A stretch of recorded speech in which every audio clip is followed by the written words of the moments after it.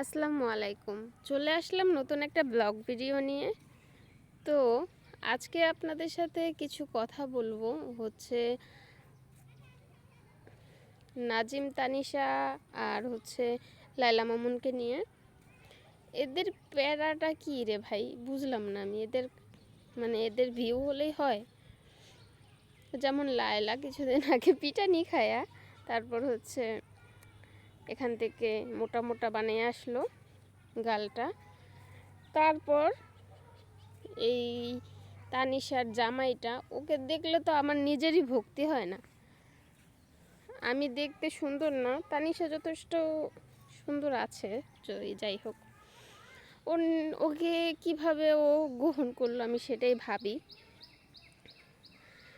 ওকে দেখলে তো আমারই পছন্দ হয় না। কি একটা ঝাঁকড়া চুল, না গায়ে একটু মাংস আছে, না একটু গোস্ত আছে, কিচ্ছু নাই।